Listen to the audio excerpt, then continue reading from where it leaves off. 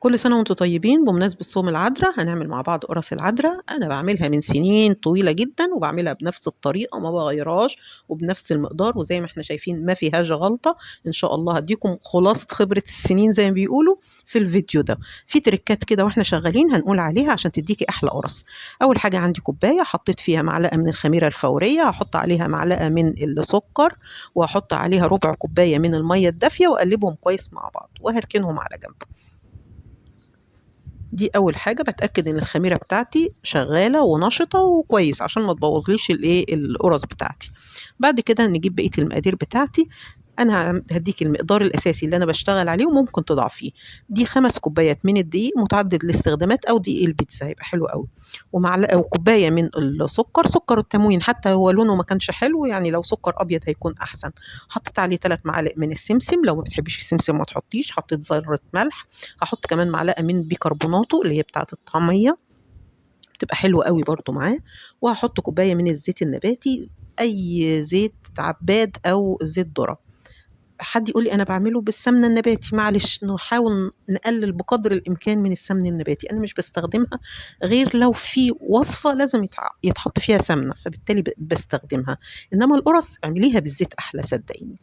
هقلب الزيت في الدقيق واقلب المكونات كلها مع بعضيها. السكر حد يقول لي السكر مش هيدوب، لا هيدوب يا حبيبتي. بعد كده حطيت الخميره بتاعتي، وفي نفس الكوبايه هملأ الكوبايه ميه. انا عياراتي كلها بنفس الكوبايه.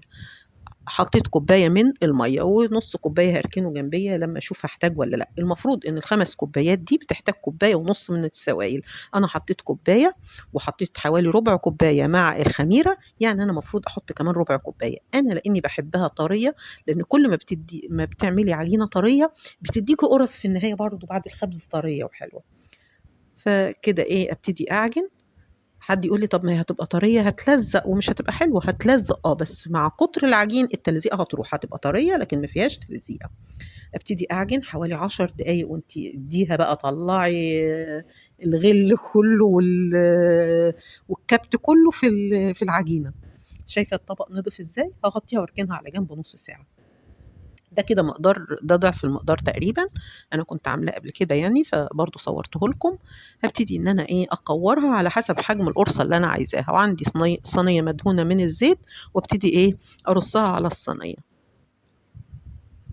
لو لغايه هنا بقى انت متابعاني اعملي لايك للفيديو، شيريه لاصحابك. لو اول مره تشوفي قناتي هي للاكل الصيامي بس، يا رب تعجبك فكره القناه ويعجبك الاكلات اللي موجوده على القناه. وقولي لي افكار، لو انتوا عايزين افكار جديده نعملها ان شاء الله مع بعض. كده هكور المقدار كله واغطيه واريحه نص ساعة او ربع ساعة مثلا. لو انتي في الحر كفاية ربع ساعة. غطيه عشان ما يعملش قشرة كده على الوش، وسيبيه ربع ساعة. بعد كده بجهز السيجان بتاعتي اللي انا هسوي فيها وادهنها دهنة زيت. هنا انا دهن الرخامة بتاعتي دهنة زيت خفيفة، وبحط اول واحدة عملتها وما بضغطش. لو انتي شايفة انا ما بضغطش قوي على النشابة بتاعتي، ضغطة خفيفة جدا. ممكن تحطيها على طول في الصاج وتفرديها في الصاج، بس دي بحس ان وشها بيبقى احلى يعني لما بيتعمل كده بالنشابه. مكان الصوابع مش باين وبتبقى احلى. لكن ممكن انا كملت على فكره المقدار بايدي من غير النشابه يعني، بايدك وتحطيه على طول في الصاج وتدهني الصاج. تدهنيه دهنه خفيفه من الزيت، ما تدهنيش زيت كتير. الزيت الكتير بينشفها وبيحرقها من تحت. ما تحطيش، يا دوب دهنه خفيفه خالص من الزيت واعملي وتسيبيها بقى لما تخمر. تقعد قد ايه لما تخمر؟ ده على حسب الوقت. لو احنا في الشتاء بتقعد كتير، بتقعد كذا ساعة. لو احنا في الصيف ساعتين 3 هتلاقيها خمرت وبقت جميلة وزي ما احنا شايفين كده. بعد ما خمرت انا كنت مغطياها بس قريتها عشان اوريها لكم. الفرن بتاعي يبقى سخن على درجة حرارة 220.